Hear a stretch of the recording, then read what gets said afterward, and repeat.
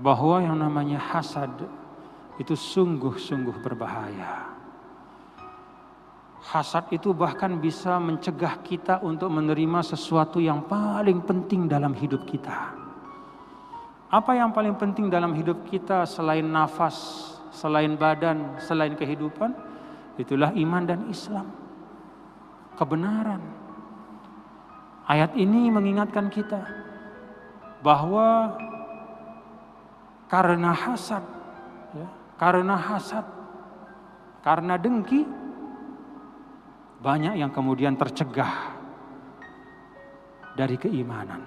Bahkan sebaliknya mereka menginginkan orang yang sudah beriman menjadi kufur kembali karena dengki. Karena itu Nabi yang mulia, Nabi besar Muhammad sallallahu alaihi wasallam mengingatkan, iyyakum wal hasad. Fa innal hasada la ya'kulul hasanat kama ta'kulun narul hatab. Jauhi iri hati dan dengki. Sesungguhnya iri hati dan dengki itu memakan, melahap kebaikan-kebaikan kita sebagaimana api itu melalap kayu bakar yang kering. Al-hatab itu artinya kayu bakar yang kering. Kita bisa bayangkan kalau api ketemu kayu bakar yang kering, nggak ada yang tersisa. Dan dalam ayat-ayat sebelumnya kita baca bagaimana hasad ini membuat orang yang tahu kebenaran itu justru menjadi musuh kebenaran itu. Maka kita bersihkan ya bapak-bapak saudara hati kita ini dari kedengkian. Apa sih hasad itu? Tamanni zawalin nikmah minal ghair. Menginginkan suatu nikmat yang diperoleh oleh seseorang itu lenyap dari dia. Itu nggak boleh. Sudah kita bahas ya, bagaimana cara untuk memproteksi diri kita dari hasad itu. Sebagaimana disampaikan oleh Imam Badi'uz Zaman An-Nursi. Pertama, kita harus yakin bahwa semua yang didapati oleh siapapun, semua nikmat yang sampai kepada siapapun itu takdir Allah. Jadi kalau kita hasad atas satu nikmat yang orang lain dapatkan, itu sama seperti kita memprotes ya, dan marah kepada takdir Allah. Jadi ini bukan urusan ke manusia lagi. Kan Allah yang kasih, kok kita marah?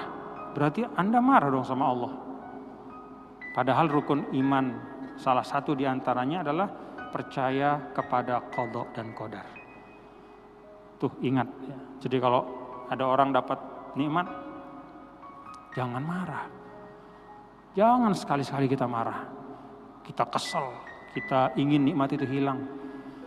Itu sama dengan mempertanyakan kebijaksanaan dan hikmah dari Allah. Satu. Yang kedua, proteksi dari hasad itu adalah dengan mengingat bahwa mudaratnya itu akan kembali kepada kita yang iri, dengki, yang hasad. Orang yang dihasati itu kalaupun dia mudarat hanya sedikit dibanding dengan kita. Katakanlah kita hasad sama orang, lalu karena dia mendapat suatu nikmat, lalu kita karena hasad bercerita kepada orang lain ya, hal-hal yang buruk tentang orang itu supaya dia dibenci. Oke, katakan ada 10 orang yang mau mendengar kita lalu membenci dia. Rugi nggak dia? Ada ruginya tapi sedikit. 10 orang misalnya menjauh dari dia tapi masih ada ribuan orang lain yang tetap bersama dia misalnya. Tapi kita yang hasad, apa yang kita dapatkan? Semua amal-amal kita habis terbakar. Kalau kata orang itu nggak worth it ya. Jadi orang itu nggak rugi banyak, kita habis semuanya kebaikan. Buat apa? Jadi itu langkah untuk mengingat, memproteksi diri. Yang ketiga, kata Imam Badi'uz Zaman, kalau Anda hasad kepada suatu nikmat yang orang lain terima, maka ketahuilah bahwa seringkali suatu nikmat itu kesenangannya hanya sedikit dibanding dengan kesusahannya. Anda hasad orang misalnya dapat uang. Ingat-ingat ya, belum tentu kenikmatan uang itu bagi dia lebih besar daripada kesusahan yang akan dia rasakan. Banyak orang yang semakin banyak uangnya semakin gak bisa tidur. Banyak yang semakin banyak uangnya tapi semakin terdorong dirinya untuk berbuat maksiat. Jadi kesenangan itu tidak identik dengan suatu nikmat secara otomatis. Banyak orang yang punya dapat nikmat banyak tapi dia tidak bisa menikmatinya. Nah, kita baca dulu ada orang kaya sekali di Indonesia ini, tapi dokter melarang dia untuk makan nasi, nggak boleh. Nggak boleh pakai garam, apalagi daging. Jadi dia makan itu makanan hanya kentang saja, air putih, karena penyakitnya banyak sekali. Allah kasih dia uang, tapi ternyata dia tidak bisa menikmatinya. Mau hasad kepada orang itu. Nah, jadi Imam Badi'uz Zaman ingatkan 3 hal ini. Ya.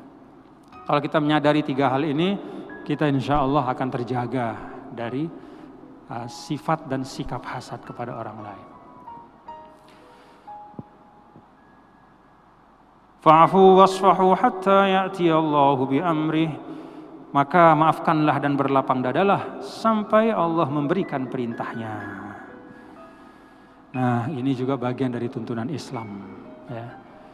Kalau kita melihat ada hal-hal yang katakanlah hal-hal yang tidak baik, ya, itu Islam mengajarkan kita, ya, kalau ada misalnya katakanlah orang berbuat tidak baik kepada kita, orang berbuat jahat kepada kita, Islam mengajarkan kita untuk al-afu was-safhu, ya, memaafkan. Jadi memberi maaf itu mulia dalam Islam. Al-afu dan as-safhu. Apa bedanya fa'fu wasfahu? Apa bedanya antara al-afu was-safhu? Al-afu itu artinya memaafkan, yaitu tidak menghukum orang sesuai dengan kesalahannya, tapi memaafkannya. Itu al-afu. Ya. Sedangkan as-safhu itu artinya betul-betul berpaling dan melupakan kesalahan itu. Ada orang memaafkan tapi tidak melupakan. Misal, ada orang nyakiti kita, ngata-ngatain kita, datang kemudian dia minta maaf. Lalu al-afu, kita maafkan. Ya deh, saya maafin dah kamu kan kemarin katanya ngata-ngatain saya, ya sudahlah saya maafkan. Begitu orang itu pulang, dia ketemu sama orang lain, dia cerita. Tadi saya sudah maafin dia tuh, sebenarnya saya bisa balas, cuma saya maafkan dia. Nah, berarti dia al-afu tapi tidak as-saf. Dia memaafkan tapi dia masih mengungkit. Ya, jadi Al-Quran itu mengajarkan kita untuk naik di dalam mendidik diri kita. Pertama ya tentu memaafkan. Kadang-kadang pada saat kita memaafkan kita juga masih sebel. Ya. Ada misalnya teman kita tuh nakal misalnya, atau orang misalnya mukul kita. Ya kita maafin, tapi begitu kita maafkan masih sebel. Karena sebelnya itu kita masih omongin. Ya. Kita masih ungkit, kita masih omongin ke orang segala macam. Ah, itu berarti al-afu, tapi belum as-safhu. Kita didik lagi diri kita. Ya. Naik lagi. Selain memaafkan juga sudahlah lupakan. Gitu. Nah itulah didikan Al-Quran. Kenapa? Karena Al-Quran Allah Subhanahu Wa Taala itu sangat menginginkan kita ini punya hati yang baik. Nah hati yang baik itu adalah hati yang banyak kemaafannya. Ya. Sudah, kita maafkan. Nah ini penting ya supaya dunia kita ini juga tidak usah terlalu tegang dan jangan terlalu kita saling satu sama lain ya, hitung-hitung kesalahan orang dan segala macam. Udah saling maafkan. Ya kecuali tentu hal-hal yang sangat prinsip ya misalnya. Nah itu perlu ada ketegasan. Dan itu pun juga terukur. Hal-hal yang nyata-nyata kezoliman ya tidak boleh kita diamkan juga. Ya. Tapi tentu terukur juga. Gitu. Tapi secara umum memberikan maaf, ya, dan tidak mengungkit-ungkit kesalahan orang. Itu adalah bagian dari sifat orang bertakwa. Maka dalam Al-Quran kan begitu, ya. Uiddat lil muttaqin alladzina yunfikuna fis sarra wad dharra wal kaziminal ghaiz wal afina 'anil nas. Itu orang bertakwa seperti itu.